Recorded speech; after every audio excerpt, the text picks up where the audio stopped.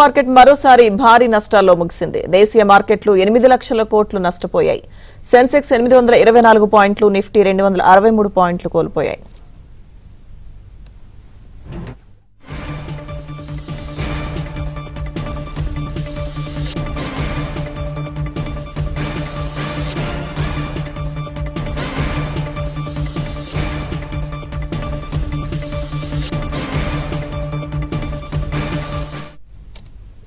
Stock market మరోసారి భారీ నష్టాల్లో ముగిసింది. దేశీయ మార్కెట్లు 8 లక్షల కోట్లు నష్టపోయాయి.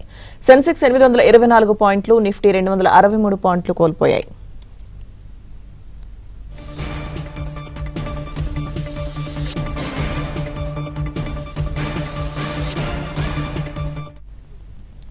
ఇదే అంశంపై తమ విశ్లేషణ అందించేందుకు బిజినెస్ అనలిస్ట్ సూర్యదేవ్ బండారి గారు ఉన్నారు. సార్ నమస్తే. సార్ నమస్కారం అండి. సార్, స్టాక్ మార్కెట్లు ఈ స్థాయిలో నష్టాలు చవిచూడడానికి ప్రధానంగా కారణాలేంటి సార్? చూడండి, కొత్తగా నూతన యుఎస్ ప్రెసిడెంట్ డొనాల్డ్ ట్రంప్ గారు వచ్చిన తర్వాత మార్కెట్స్ లో ఒక అనిశ్చితి, ఒక రకమైన భయాందోళనలు మొదలవడం ముఖ్య కారణం అని చెప్పుకోవచ్చు. ఆయన తీసుకున్న నిర్ణయాలు కూడా మార్కెట్స్ పైన ప్రభావం చూపించడం మనకు జరుగుతూ ఉంది. రీసెంట్ గా చూస్తే కనుక బ్రిక్స్ నేషన్స్ పైన 100% టారిఫ్ వేసే అవకాశాలు ఉన్నాయన్న ఒక న్యూస్ రావడం కూడా ప్రజెంట్ మన మార్కెట్స్ లో వచ్చిన సెల్లింగ్ ఒక రీజన్ అని చెప్పుకోవచ్చు. ఎందుకంటే మనకు యుఎస్ కి దాదాపు ఒక $80 బిలియన్ బిజినెస్ అనేది జరుగుతూ ఉంటుంది మన లాస్ట్ 2024 ఫైనాన్షియల్ ఇయర్ లో జరిగితే. సో ఇలాంటి టారిఫ్ వార్స్ కానీ టాక్సేషన్ వల్ల దాని మీద ఎఫెక్ట్ కనపడే అవకాశాలు ఉన్నాయి.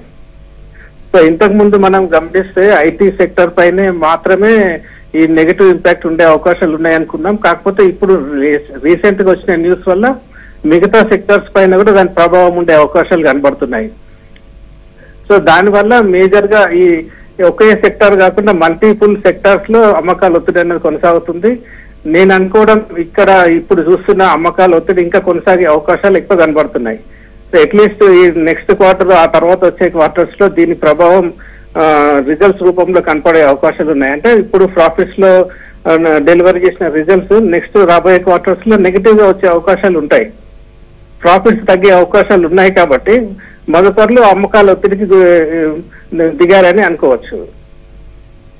ఓకే సార్, అంటే దాదాపు 8 లక్షల కోట్లు నష్టపోవడం అంటే సో ఈ పరిస్థితి ఎప్పటి వరకు ఉంటుందంటారు? ఈ వీక్ లో ఏమన్నా చేంజెస్ అలా?